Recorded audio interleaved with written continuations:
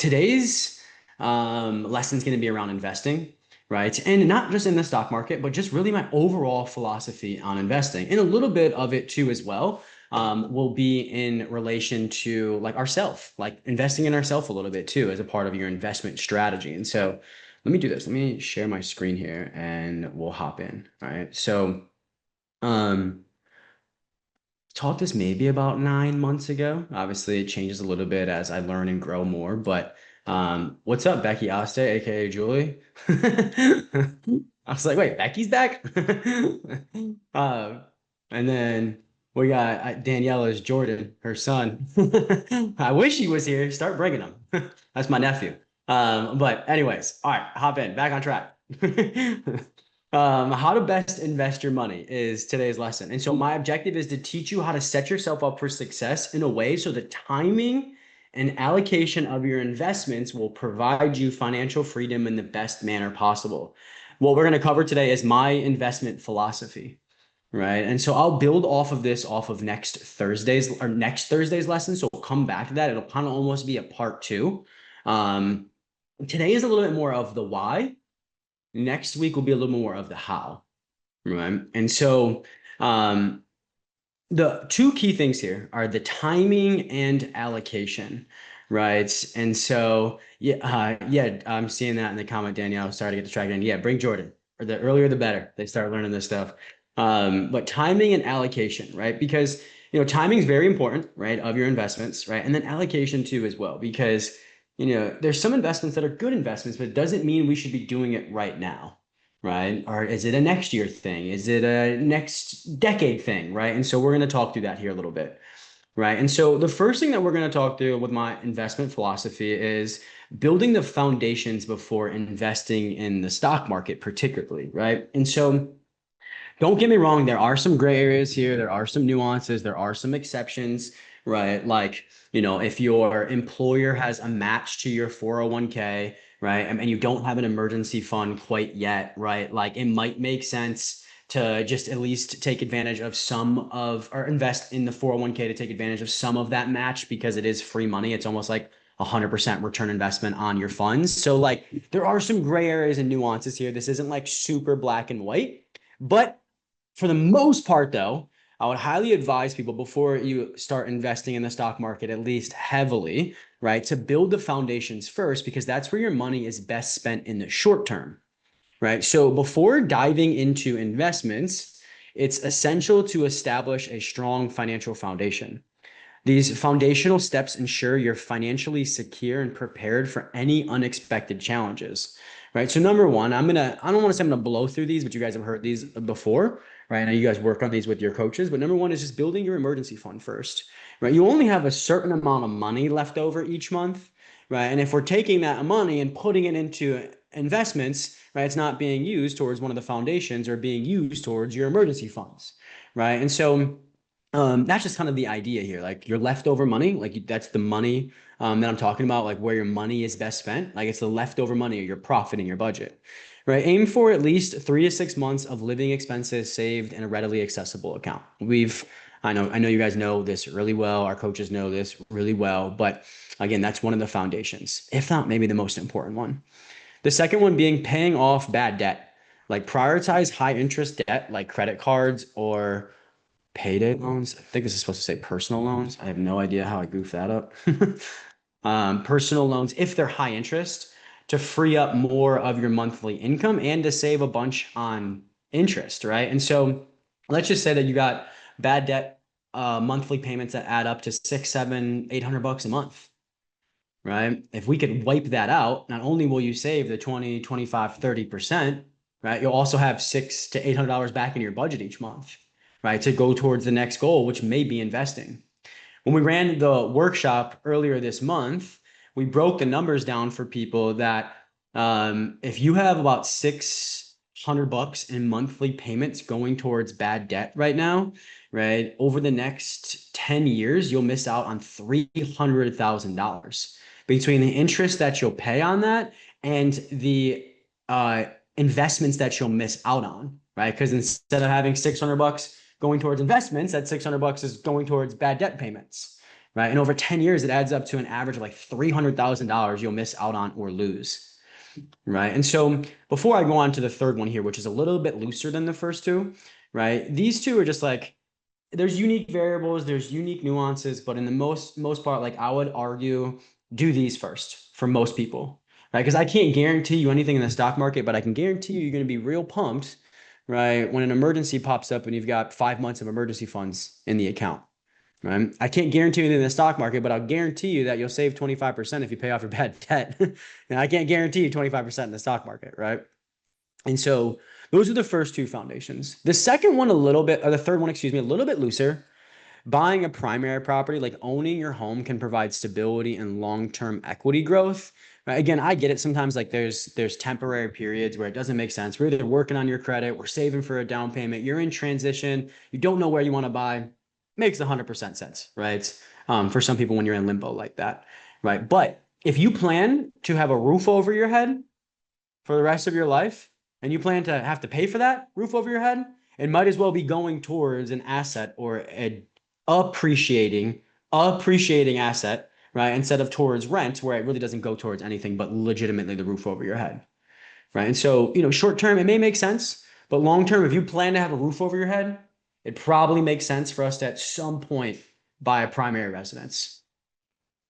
Do these three foundations make sense here? And so looking at your comment, Aaron, I was listening to, yeah, Rami, I always struggle with his last name. Very smart guy. And he recommended a 12-month emergency fund right now. He said only other times he's recommended this was during COVID.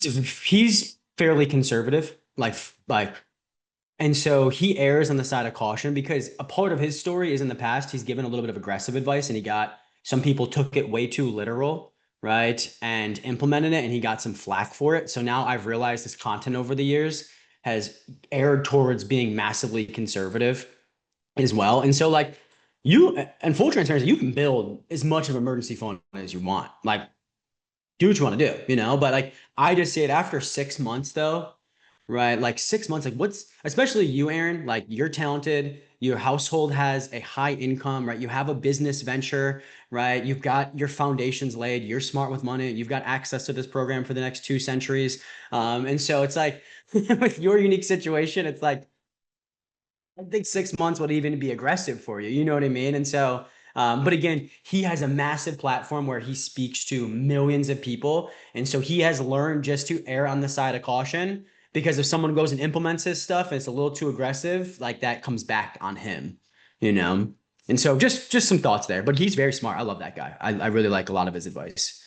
Um, Okay. So do these three foundations make sense? Drop the word yes in the comments. And does it make sense why it would, for the most part, be advised to do these first before you start investing, at least using all of your leftover funds? Okay. Two people. All right, cool. Three. Two of them are coaches. All right.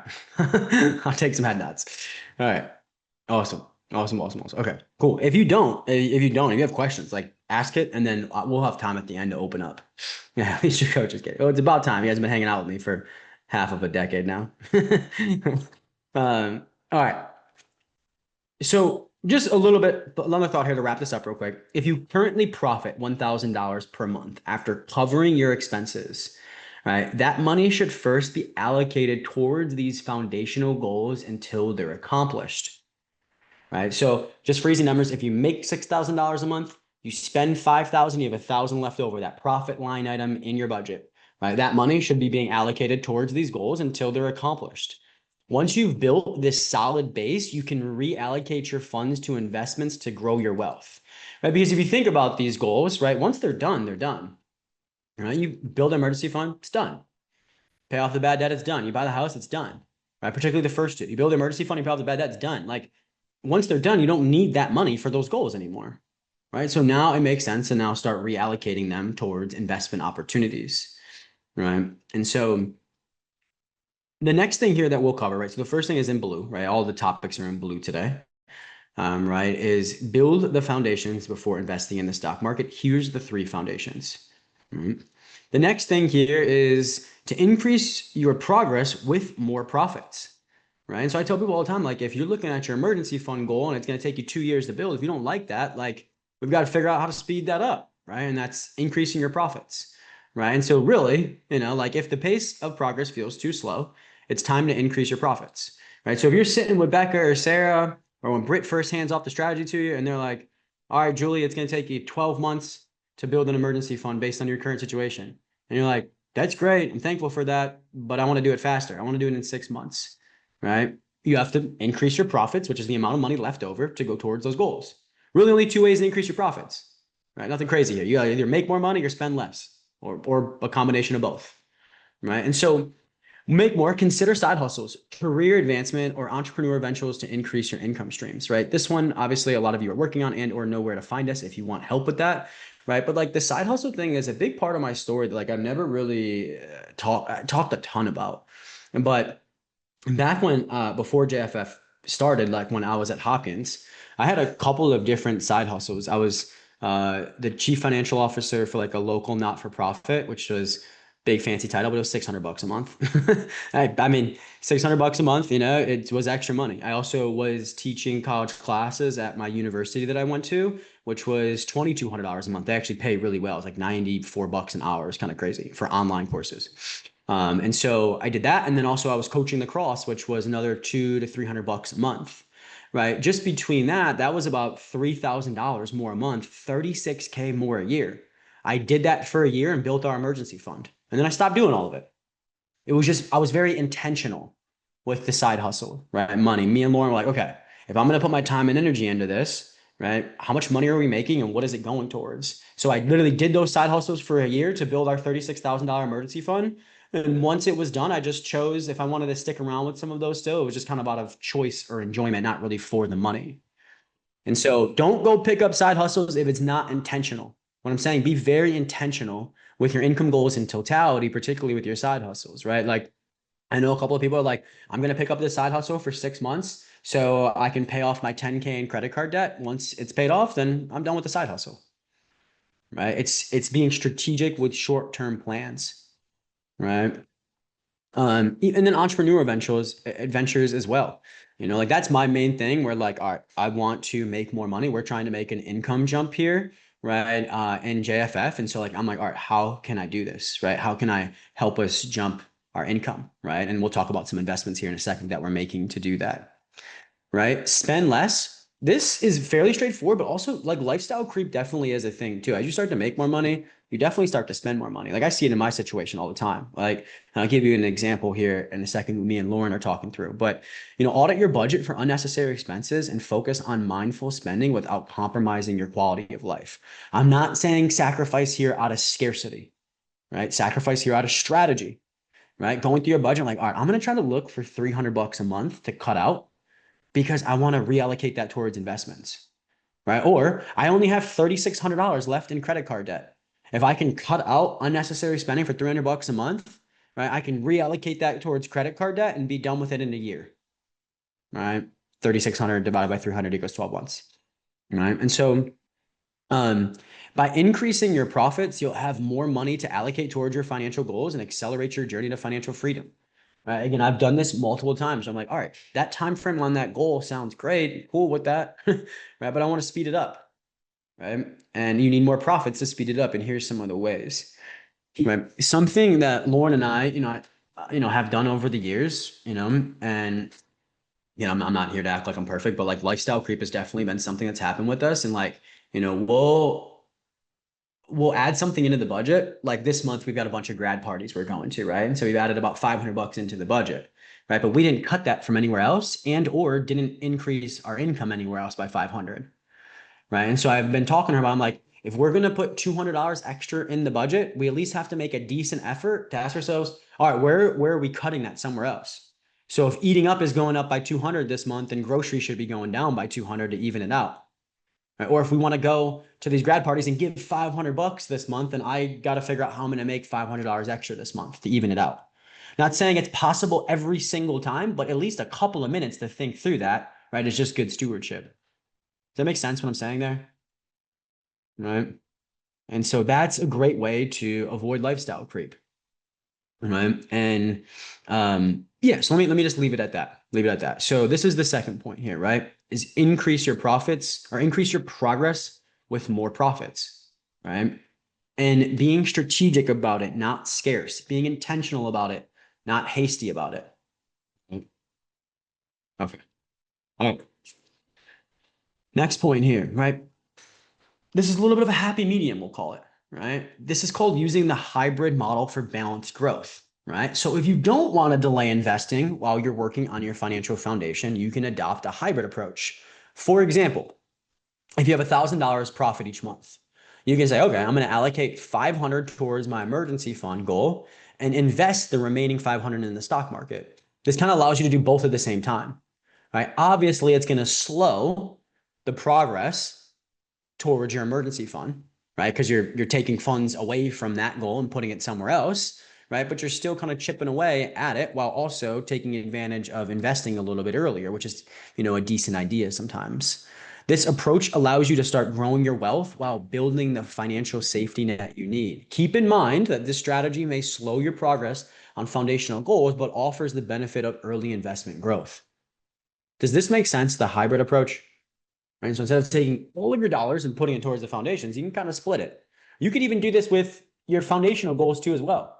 Right? If you wanted to work on credit card debt and emergency funds at the same time, right? It could be half and half the same way. Right. And so check comments real quick. Okay, awesome. All right. And so this is again a hybrid model for a balanced approach, balanced growth, right? Where if you're like, okay, I want to work on both of these at the same time, this would kind of be the approach for you. Again, talk to your coaches and have them set you up on this if this is something that you're interested in. All right. Excuse me, I'm still getting over a little bit of strep throat from earlier this week. So if you catch me sniffling, that's why. Next thing here, right, is recognize the limitations of the stock market for immediate financial freedom, right? So what I'm doing here now is I'm shifting. Right? I'm shifting from talking about basically what to do before you start investing, and then when you get to this point, like what you should consider. Right? And like I said in the beginning, investment goes far beyond just the stock market, right? And so this point, again, is recognize the limitations of the stock market for immediate or faster financial freedom, right? Don't get me wrong, I'm not against the stock market. I say this all the time. But the stock market is for the long haul, right? If you want to learn how to leverage the stock market for the short haul, right? Jeremy Newsom's your guy, right? I know we had a little bit of confusion with his last time he was coming in, but that recording is available. We'll get him to come in again as well. But like there is a way to leverage the stock market in the short term, and it's a concept called day trading, right? Jeremy Newsom has come in multiple times now and taught that. Go to Circle, watch the recording. But outside of that, let's take that out of our mind, right? Or if we're just using the stock market conventionally, right? It is excellent for building long-term wealth, right? With historically strong returns over decades. Like if you're investing in the right things, I don't ever want to use the word guaranteed with the stock market, but if you're investing in the right things and have the right guidance, the stock market over 10, 20, 30 years is almost guaranteed income. It's almost guaranteed income. It doesn't go like this, right? It does go up, down a little bit, up, down a little bit, up, down a little bit, but over the long haul, it goes up and wins. All right. And so the stock market, though, particularly with your current situation, hear me when I say this, right? With your current situation, meaning with the current amount of money that you have left over each month after your expenses, right?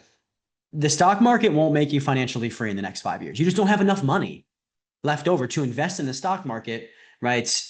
To have enough money in that account over the next 5 to 10 years that would make you financially free, right? Let me just give you an example here. Let me pull up this investment calculator. So if you want to be financially free in 10 years, right? Give me an example here. Let's just say that you have 20,000 in the stock market already. We invest over the next 10 years and the stock market does an average of a 10% return on investment, right? And you are putting in another $1,000 each month, right? That's your leftover funds, your current situation, right? Look, this money's gonna be nice in 10 years, right? Which it ends up in 10 years being about $51,000. That's a good amount of money, especially with, almost half of it being passive income. But the point is like this amount of money doesn't make you financially free. This is maybe 3 years of expenses, right? If you're living conservatively, 5 years, right, of expenses, right, for you. Again, a decent amount of money, but my point is this does not make you financially free, right, over the next 10 years. And so the stock market, again, won't make you financially free in 5 years, let alone 10 years, or even 25 years, as a lot of you guys have seen, right, based on your current level of investment, right, which just means the amount of money you currently have to invest in the stock market. It takes forever to become financially free off of that, right? You guys have seen that before if you've done the when can you retire exercise, right? And once money is invested, it should typically remain untouched for long-term compounding interest to work, right? Like Warren Buffett says, invest in and don't touch it. Again, there's borrowing opportunities. Like, don't get me wrong. Like, I borrow against a lot of my stuff in the stock market a lot of times, right? Strategically, but that's different from withdrawing. Withdrawing is what it means to take it out, right? Borrowing is strategic, right? And so for faster financial freedom, you need to consider alternative investments, at least in the short term. Does this make sense? Drop the word yes in the comments. This makes sense when I'm saying about the limitations of the stock market, but you still also understand the stock market isn't bad, right? It's just for the long haul. Okay. Thank you for dropping that replay, Becca. Okay. Awesome. All right. So invest in opportunities that accelerate your financial freedom, right? Is a big piece of my advice, at least in the short term. Right. And so I'll use my old situation here, an example, and I'll break it down in a Google Sheet so I could teach this the best way possible. So let me read this first, and then I'll show you some numbers, kind of like to just paint a better picture. Right. And so instead of focusing solely on the stock market, direct your extra funds into opportunities that can generate higher income now or in the near future. Examples include starting or expanding a business. Right? That's exactly what I did a couple of years ago. And I was like, yeah, I'm not waiting until I'm 56 to retire. Right? And that's what the stock market was offering me at the time. Investing in education or skills that increase your earning potential. Right. So I think since this business has started, we have probably invested $500,000 into our own mentors, right? And probably another couple $100,000 into other things that have increased our earning potential, right? And building systems or assets that generate passive income, right? So for me, this is JFF's one of those systems. When Aaron and Steph are out there shaking and moving, and I'm getting Stripe account notifications and hanging out with the dogs, it's like that's just systems and assets that are just generating passive income, right? And so by increasing your income through these avenues, you can significantly boost your monthly profits, right? For example, increasing your leftover profits from $1,000 a month to $10,000 per month provides far more flexibility and opportunities to then invest larger sums into the stock market, to indulge in the lifestyle you want without financial stress, and to make faster progress towards your goals, right? And so let me break this down here a little bit, right? So bear with me here. All right. So I'm just going to use literally my example, maybe like a little bit of like fabricated numbers, but just for easy teaching. But so my situation, right, before JFF, and I think this is just a very clean and easy example to prove and teach this point for JFF, right? I did fairly well. I was very, very lucky. I think I was 26, making 114K a year, right? Lauren was making around, I think 65, we'll call it 60, right? So we had a very good household income, right? Our leftover profits, right, each month, right, were $3,000. Well, again, good situation here, right? And this is again when I was at the Hopkins days. She was also at Hopkins at the same time too, and so a good quality situation here, right? Especially for some 26-year-olds. But the numbers added up that we wouldn't be able to retire. Couldn't retire until we were 56, right? That was 30 years from this present day, right? When, or not that, you get what I'm saying. That was 30 years from the moment, right? Of us being 26 years old. right? And that was with being able to invest $3,000 a month at least in the stock market, right? Which is a decent amount of money going in the stock market, right? And so we were like, okay, we got to figure something out here. Like, I like this job. I don't love it. I get looked at sideways if I take a week vacation and they're hitting me up on the weekends. Like and I'm working 50-hour weeks already. Like we got to figure something else out here. Right. And so what we did is we took this $3,000 a month, right? And we started investing it into other business ventures, right? The main one being JFF, right? And so started investing into JFF to grow it, right? To scale it, to make more money. And that's why I love business, because there's no cap on the amount of money that you can make, and there's no cap on how fast it can happen. We literally popped off in 2 years. I can't guarantee that everybody, but literally 2 years in, we made $1 million, right? And so our situation, this was, let me get a little cleaner here, right? Old profits before JFF, all right, were $3,000 a month.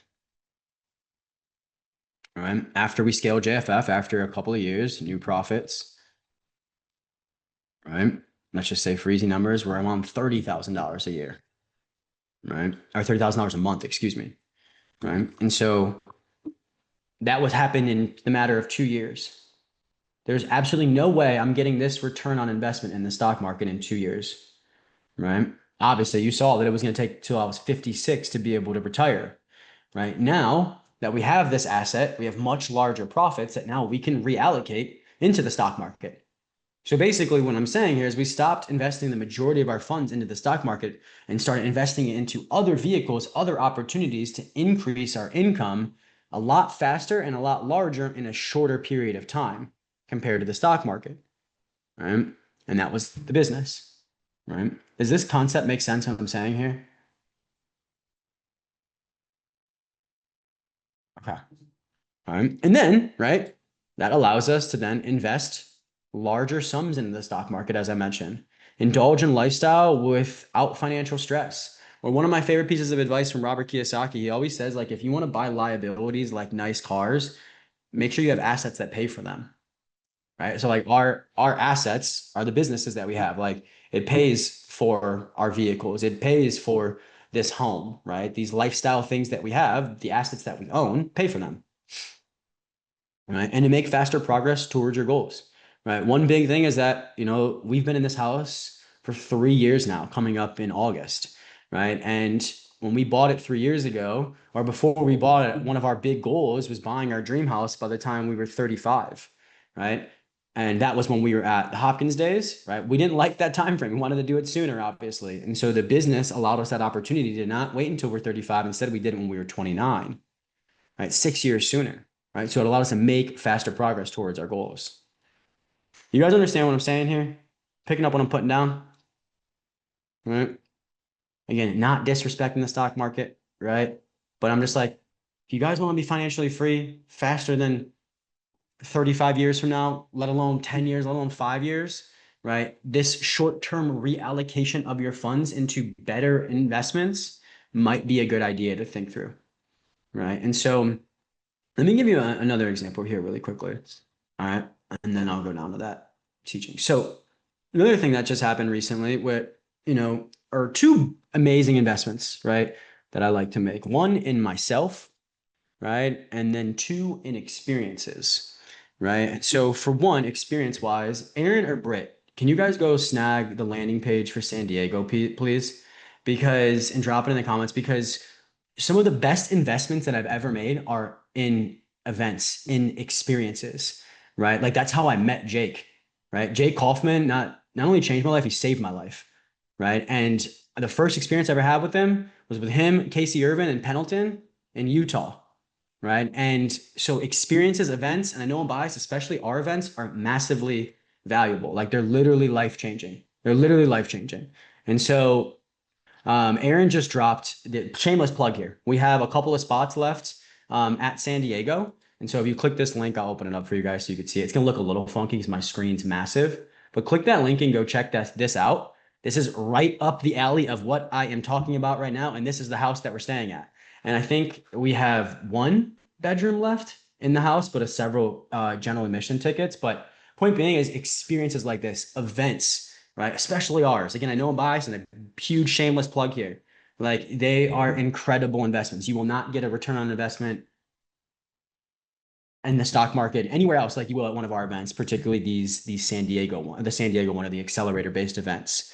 So and that's a great opportunity. I go to a couple of events each year, right? And again, they have changed my life. And the Tahoe one last year was incredible, right? We had an amazing experience there. I know a couple of people on here were there and can probably share their own experience. I know Julie, you're already coming to San Diego. She loves hanging out with us, and she's a smart woman. But anyways, that's my shameless plug there. Events like that, in-person stuff with like-minded individuals that are just calling you up and just feeling a different vibration, a different energy, a different type of love. Like I always say, when you hang out with me in person, you're gonna leave a different person. And I'm gonna have you convinced to go for it all, right? In the best way possible, right? But the other thing here, though, is your health, right? Yourself, right? So two investments that Lauren and I have made recently. One is that she works with a fitness and nutrition coach. She is getting ready to sign back up now. She's got like 2 more weeks until she's cleared after her C-section.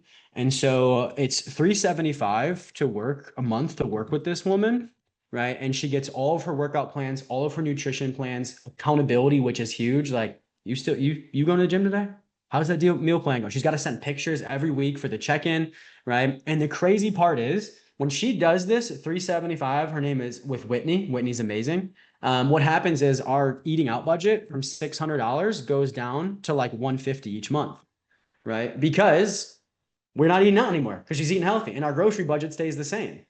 So like not only is this an amazing investment, right? And it helps all of us do better. Like I eat better too. Like every time she's working with Whitney, I get in better shape. And I'm not even working with Whitney. It's because she's cooking the meals, keeping us healthy, and we're going to the gym together, right? And so not only does this save us money, but it's an incredible investment for our household for many different reasons, right? The other thing here that I just recently did, I had some extra funds, right, recently to invest. And so I gave myself a $5,000 budget and I built a legitimate, amazing gym in the basement, right? Hey, I'll send you guys pictures later.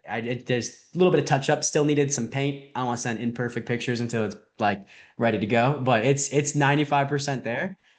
Completely blacked the gym out, the floors, the ceilings, the walls. It's amazing. Bought incredible equipment put in there. Got a bike, bunch of ab stuff, this huge rack. It's an all like you can get everything done in there. It's just like going to a normal gym now. And the best part is I bought a self-regulating cold tub and a sauna as well. And so those are literally right outside of the gym.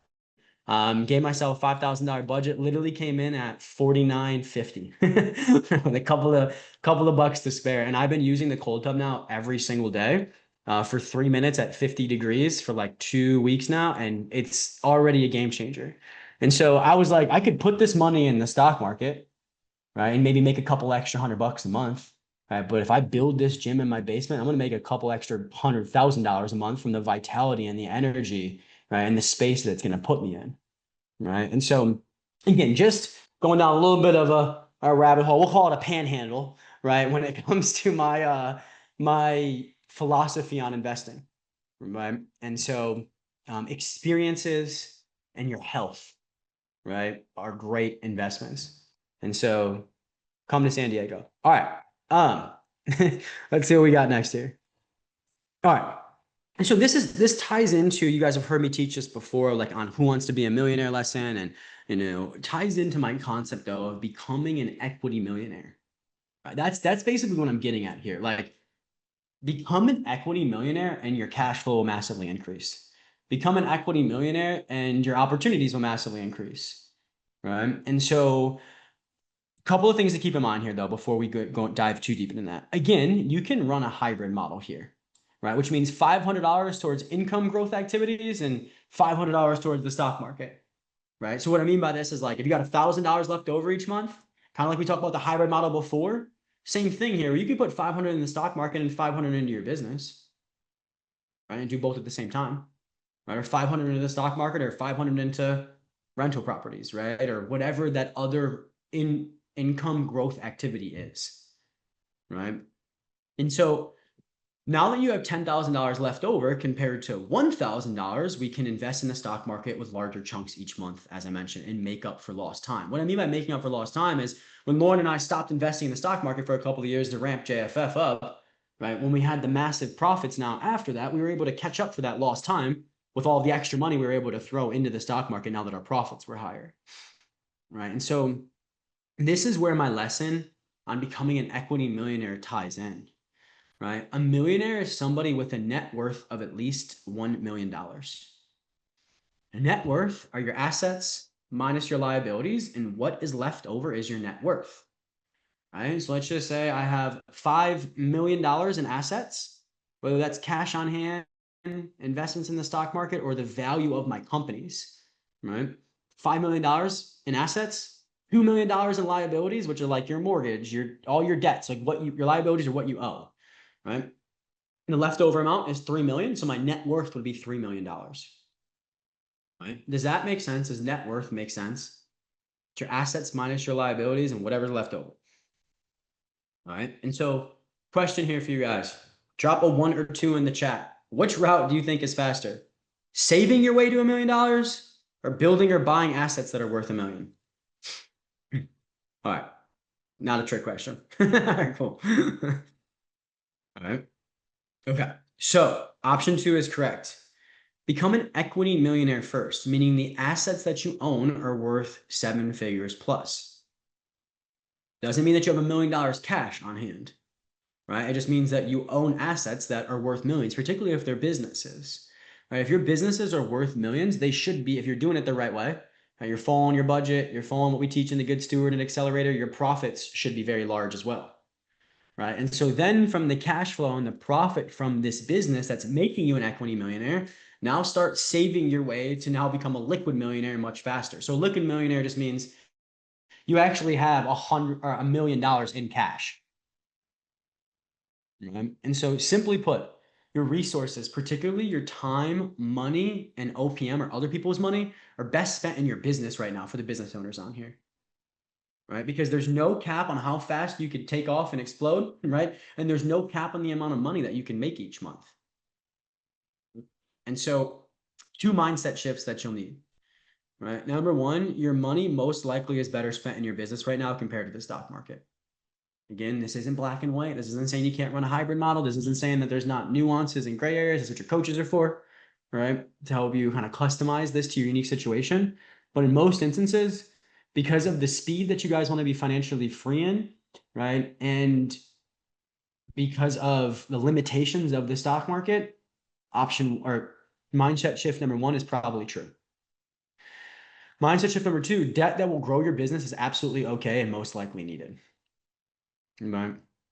Again, manage it wisely when you're leveraging other people's money, pay it back responsibly, right? I'm not saying go take out a whole bunch of debt right now to do this without no plan, right? But debt that will grow your business is absolutely okay and most likely needed, right? And so if I told you $700 a month of debt would make you an equity millionaire in 2 years and then a liquid or cash millionaire in 5 years, you'd probably think that was a pretty good deal, right? Yes, no? All right. If I told you $700 a month of debt would make you an equity millionaire in 2 years and then a cash or liquid millionaire in 5 years, probably a pretty good deal. All right. And so I was talking to somebody about this the other day, and they've got a credit card that's accruing interest that was utilized for an investment that's helping them make a tremendous amount more money. And I said, in 10 years, when you're a multimillionaire, your wife's a stay-at-home mom, and you guys are living your dream life, are you even going to remember the interest you paid, let alone care about it? And he was like, oh, absolutely not. And I said, if anything, you'd be thankful for it because it was your only opportunity to actually make that desired lifestyle a reality, right? Mindset shift with it. Not to mention, any interest that you're paying on any type of debt for the business is just tax deductible too. But anyways, that's my lesson for today. So let me recap because I know there's a couple of things here. And then we'll open up for questions. So today's lesson was called How to Best Invest Your Money. My objective was to teach you how to set yourself up in a way so the timing and allocation of your investments will provide you financial freedom in the best manner possible. Basically, what I taught you today is my investment philosophy. So if you think that this objective was achieved, drop the word yes in the comments for me, right? And we'll open up for some questions. All right, okay, cool. Um, Becca, did you note any questions in the comments as I was going? Okay. Does anybody have any or takeaways? You want to talk through this a little bit? What do you guys need? How are you going and acting on this?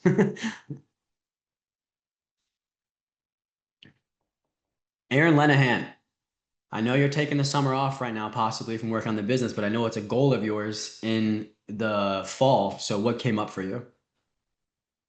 Um, yeah, what I was thinking about is like I'm not actively putting a lot into my business, but I'm still putting a lot into myself. So like I still view myself as like my greatest asset. So I just hired a personal trainer, like slash online fitness coach. So I'm dialing in like my nutrition, my exercise, and I've literally only done it for a week, but I already feel like my confidence, my energy levels, and everything else has already been up. So It's amazing. yeah. Amazing. Yeah, I love the quote that the business and the wealth will never outgrow the leader, will never outgrow the human behind it, you know? And so I love that you're investing in the self. And then also, I think you've made really good investments over the years into learning a critical skill, which is sales, right? And so another one of my favorite quotes is like, you'll never get rich working for somebody else unless you're selling their product. And so I think the between sales skills and yourself, dude, incredible investments. Mm, yeah. Cool, man. Thank you for sharing that. Anybody else? Me. Sarah, what's up?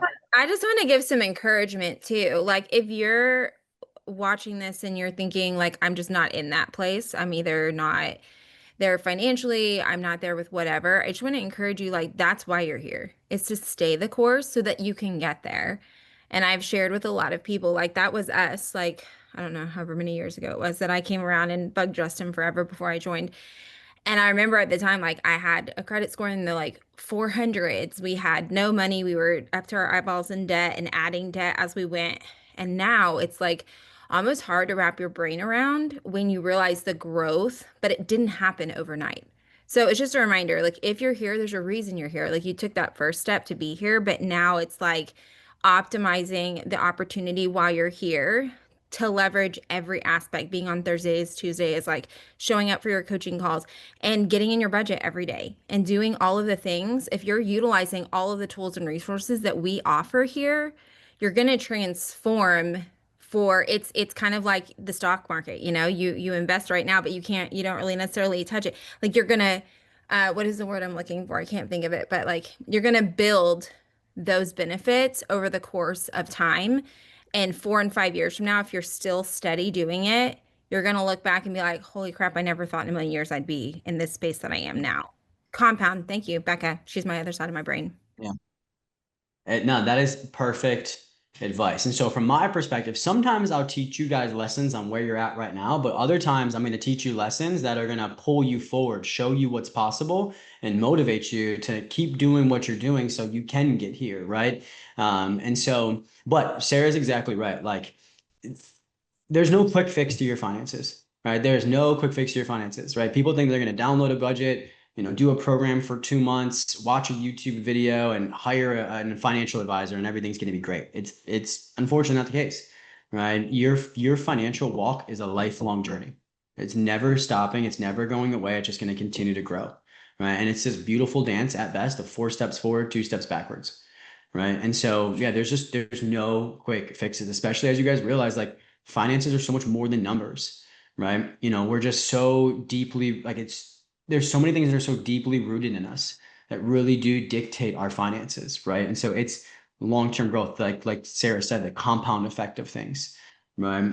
4, 5, 6 years. Some people might sound like a lot. Some other people might, sound like a short period of time. But like, your life will be drastically different in 4, 5, 6 years if you just do these things day in and day out while also understanding what we're working towards.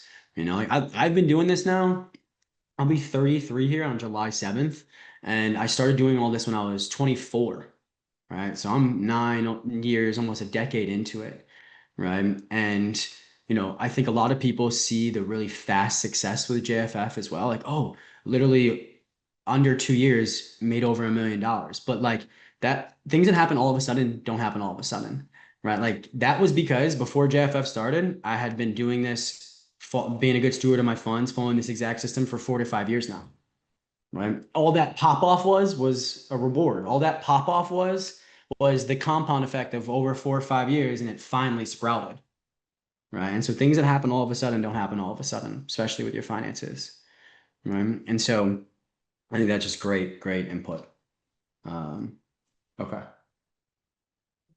awesome. Just checking the comments. Anything else? Questions, takeaways? I mean, I think for me, I'm still, I'm a year and a half into this. I'm in a lot of ways, not in a lot of ways, I am starting all over. You know what I mean? Like, so at 51. And so I think, part of me, I can go to that place where I feel like, oh, I wish I was further along. No, that doesn't serve me at all. Like, Yeah. look how far I've come in the year and a half that I'm, like I've never done this before. So, I think there's this badass part of me that I'm like, sweet, like look at what I've done in the last year and a half. And I know I'm nowhere near any of all three of these things being done. Obviously, I'm literally leaving the house that I'm deeded on in a week and 2 days and like being bye to that and starting all over. And that's okay. Like it's what I need. So I think it's just really interesting as I hear you, like knowing what I've been able to accomplish in the last year and a half. I mean, sky's the limit. Abundance is for me. So I see that. I think it's the little incremental shifts that are consistent, right? Totally. That I think have made all the difference for me. So, and of course, the in-person experience was wonderful. That was a good kickoff to nurturing my little business baby, because that was the beginning of me really doing that. So it's pretty cool. Yeah, I love that. Yeah, your journey is perfectly imperfect and perfectly you, and whatever you're navigating now, wherever you're starting, you have the tools, the resources, and the confidence just to make the best of it. And I know obviously you're doing this stuff, and then as you mentioned, been working on your business together for a while now, or a year or so now, right? And you've taken advantage of those opportunities as well. And so it's a tremendous amount of progress from a year and a half ago. And imagine another year and a half goes by. Right? Entrepreneur money is asymmetrical. What I mean by that is like it's like you're putting in a lot of work, you're not seeing much, putting in a lot of work, you're not seeing much, and all of a sudden it's like a hockey stick, and then it just goes doom. Right? And it's asymmetrical because what happens is, what I mean by that is asymmetrical is I'm putting in a ton of time and not really seeing much. Putting a ton of time, not really seeing much. And then when it takes off, it's funny. You start making a tremendous amount more money, and you're not working as much as you were before when you were making no money. And so it's just entrepreneurship money is asymmetrical. Right? And anyways, that was a little bit of a rabbit hole, but I'm proud of you. Like I know, in a year or two, in 5 years from now, you'll be 10 years before the average retirement age, and I'd bet my house on it, you'll be at least an equity millionaire by then, if not a liquid one. I love this house. So I'm betting that. I'm serious. Jim included. All right, cool. What we got here? All right. What else we got?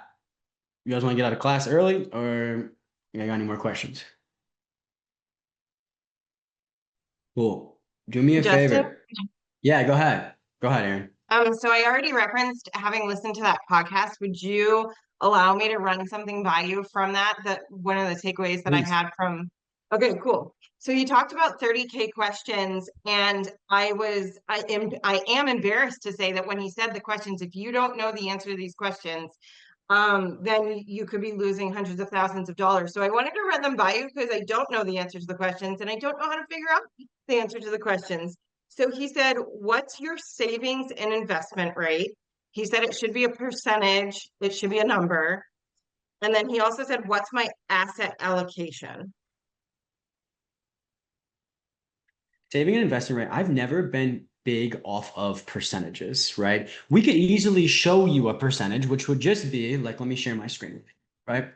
And so, because I think savings and percentages sometimes take away from the flexibility that we like to at least offer the clients when it comes to baking in their lifestyle, right? And so what I mean by that is I give his savings or investment percentage. That's what he means. So let's just say income wise, right? You are making, I'm just going to use easy numbers, $6,000 a month.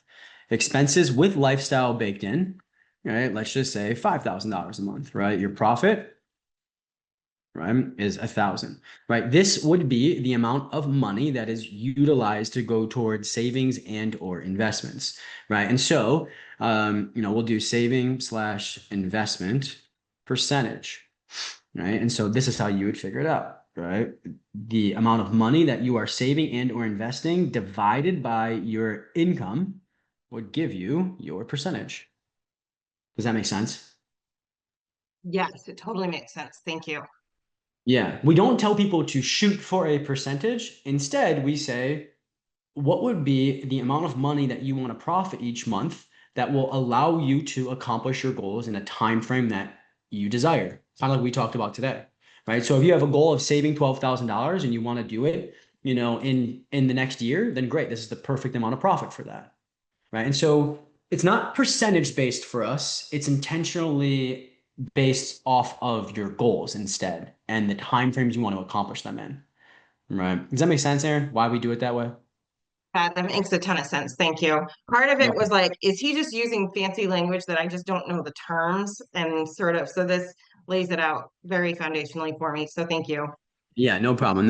That's the big, there is a lot of expert syndrome and big fancy words and concepts out there, and we just try to keep it as simple as possible.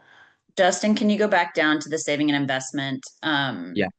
calculation? I want to kind of look at that. What Yeah, was it? of course. It would be your profit in your budget, like these numbers are right in your budget, the profit amount in your budget divided by your top dollar income.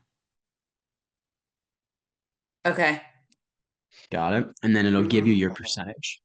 If you're curious, just what percentage of your income you're investing. Okay. Thank you. No problem. And then Aaron, the other one was asset allocation. Yes. Right. So all assets are just something that are money, are making you money, or can make you money. Right. And this idea here, right? Like here's the asset opportunities, right? And I'll talk about this next week, actually. So businesses, stocks, bonds, real estate.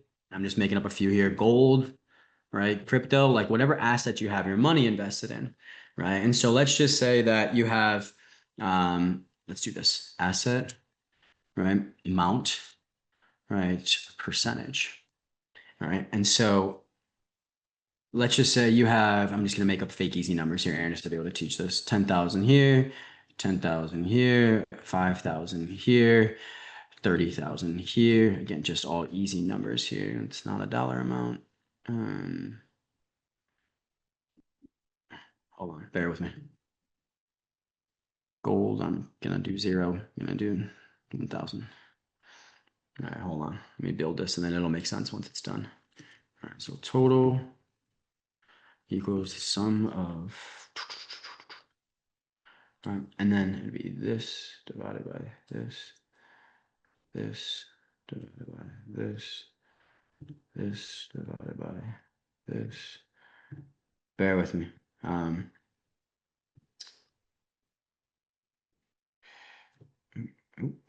This divided by this. Percentages. And then this would show you, right, your asset allocation, right? So these are the assets that you are invested in and what percentage of your investments are in each one of these assets. What percentage of your total investments are in each one of these assets? Does that make sense? Yes, completely. Thank you for laying all that out. Yeah, of course, of course. My investment advice or I don't want to use advice, but one of my investment pieces of my philosophy is I'm not a big fan of the diversification advice. I think that you go all in on one thing to get rich, and then you diversify to stay rich. Right? I think when you diversify, right, early on, what's happening is you're putting a couple bucks in each thing and it can't grow and compound. Right? But when you put all of your money into one thing, right, it can grow and compound much faster. So go all in on one thing to get rich and then diversify after that to stay rich. And so we went all in on JFF, right? As soon as that took off, then we took the leftover funds and we diversified to then protect ourselves and stay rich. Does that make sense, Aaron? Completely. Yes, thank you. Okay. No problem at all. No problem at all. All right. Well, we're coming up on time here, but if you guys have any specific questions around this, again, just go to your coaches. That's how this whole model works, right? That's how come here, learn the lessons, take it to your coaches to customize and implement, right? All right. Well, come back next Thursday and I will build off this a little bit more for you guys. All right. Okay, cool. All right, friends. Have a good day.